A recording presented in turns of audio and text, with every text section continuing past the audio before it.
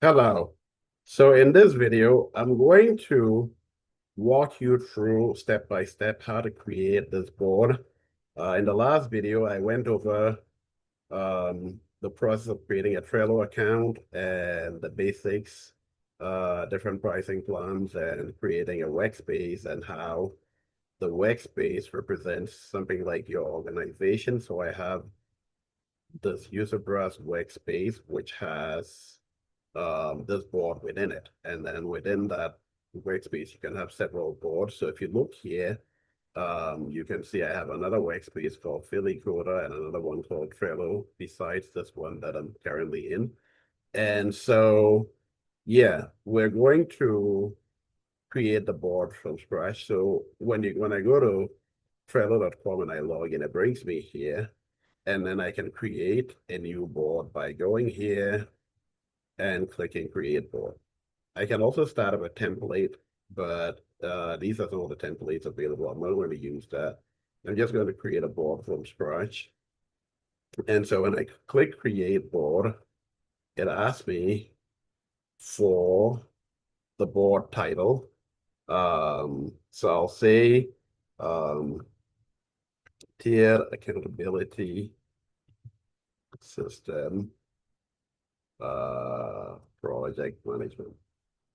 Okay, something like that. Management. And then I want to put this one in that workspace. Actually, I just remembered I'm on a free trial of this one, so let me use that one instead. And then you can choose a visibility. So if you want it to be private, you can make it private so that only people within the workspace can see it. If you make it workspace, everybody, um, sorry, private, only the board members, people who are invited will see it. Workspace, people within that workspace can see it and edit it. And if it's public, anyone on the internet can see it. Uh, so you probably uh, don't want public unless it's something that's not really confidential, like a tutorial or something that you don't mind sharing with everybody. Okay, so I'm going to keep it at workspace here. And then I'm going to choose a background color for it. So I'm going to use this background. You can change it to, as you change it, you'll see the background changing here. So I go here and then I hit create.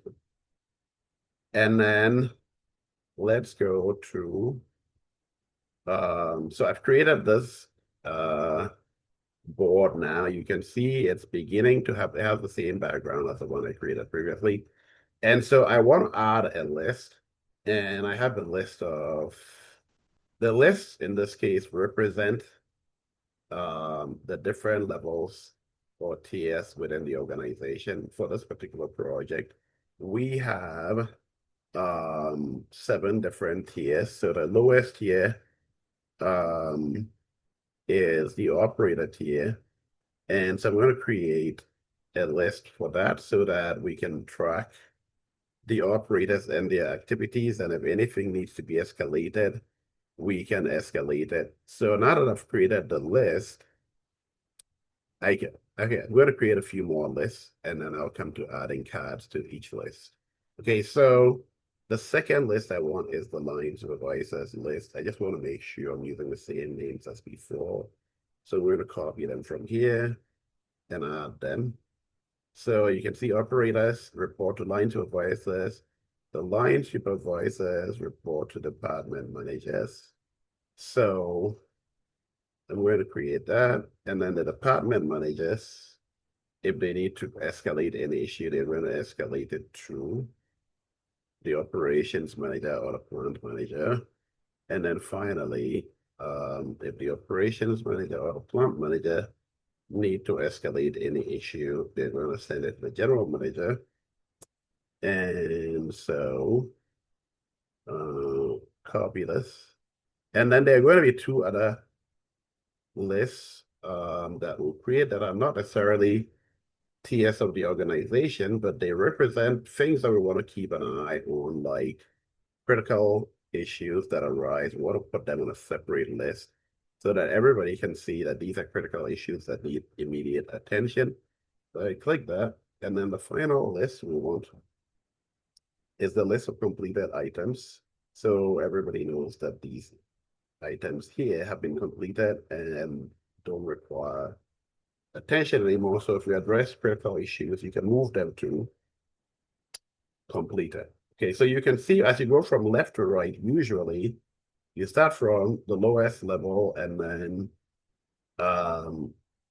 you escalate, and then as things get completed, the last list is for things that have been completed. So it's good. You're pushing it up, up, up the hierarchy. Critical issues.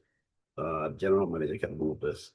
Any issue that they deem critical to this, which means that they're higher and need immediate attention, and then the things that are completed. So you're going from like to do to completed. Okay, so that's kind of the hierarchy.